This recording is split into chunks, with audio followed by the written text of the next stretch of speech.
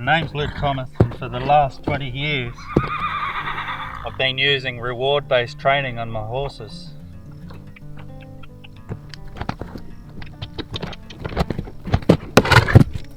And as you can see, you can get some pretty cool things happening. I don't know of a more effective, more efficient, more ethical system of getting the message through to our horses of the behaviour that we want them to exhibit.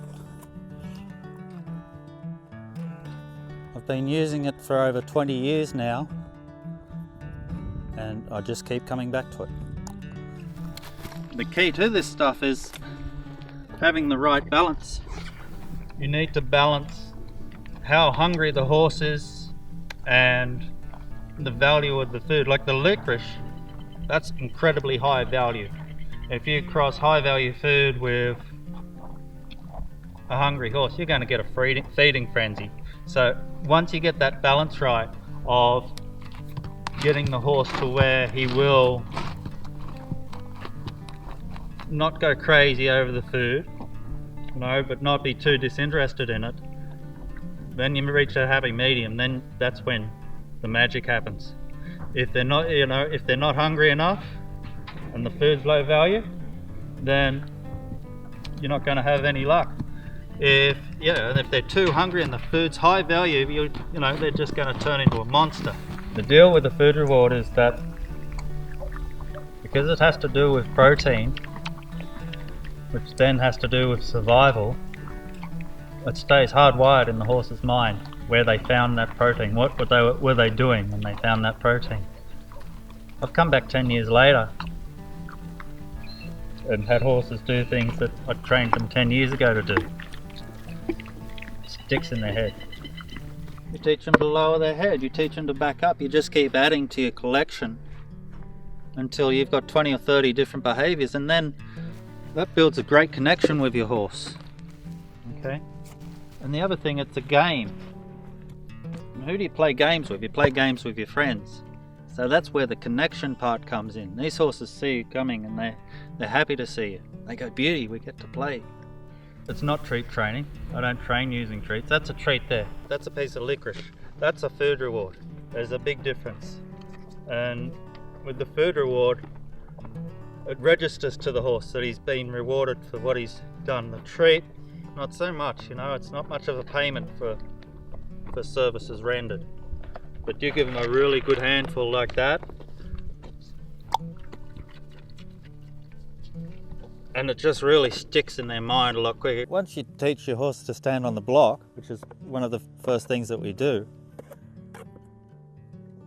you can go on with that with your groundwork. You can just start him lunging if you want to teach him to lunge.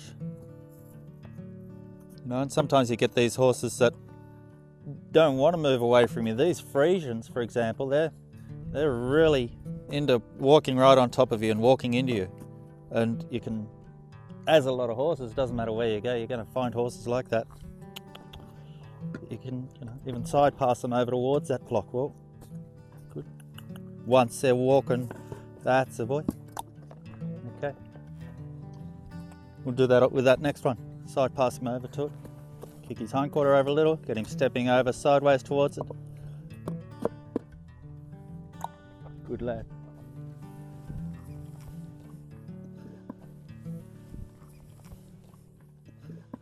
And then that just flows into your ridden work. We'll get him backing up onto that. Bring him over here.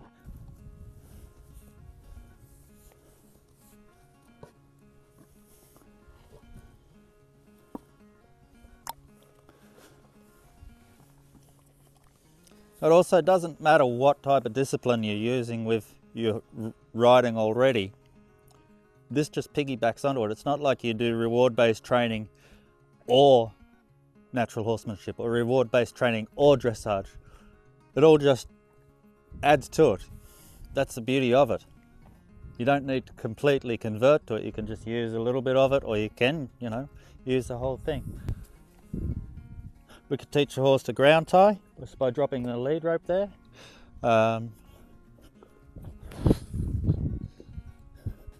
We want to get him so I can saddle him, so he's standing still while I saddle him up.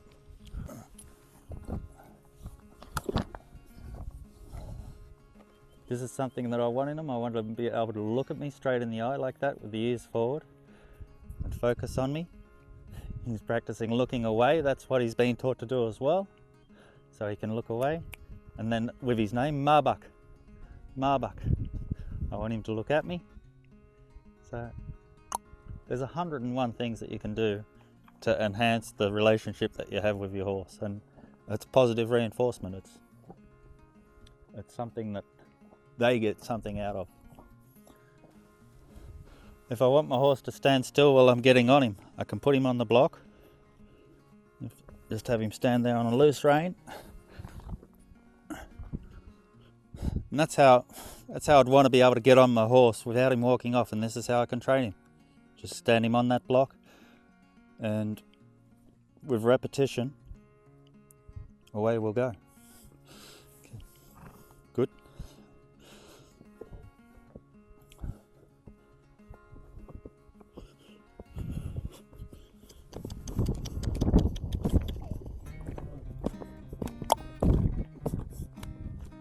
I can teach him to stop just with a click of my tongue. I don't need to pull on the reins even. So we'll get it back up here, but weighs nothing because we've taught it to him on the ground and he's happy to do it.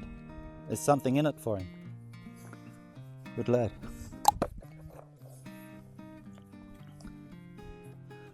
You might have a big 17 hand horse like Tonto here. You might have really short legs.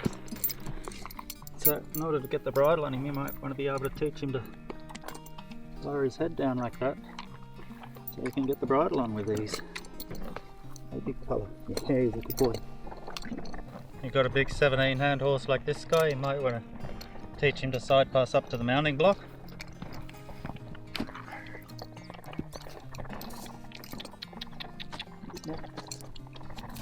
There you go. Make it easy for you to step up onto him.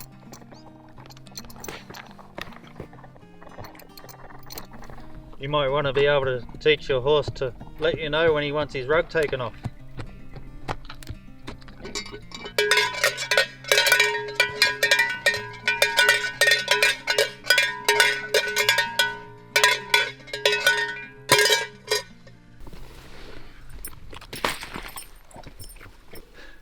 It can just sort of help the horse paint a picture of what it is that you want him to do.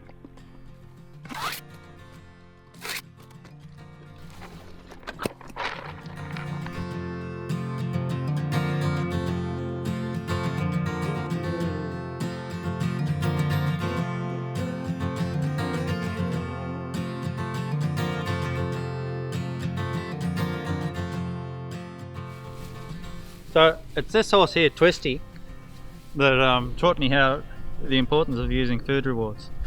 About 20 years ago, I went in to feed her and she was all bolshy. She came in with her ears back, and I'd sort of taught her how to lay down by picking up a leg like this, and then bending that head around like that and sort of wrestling it down.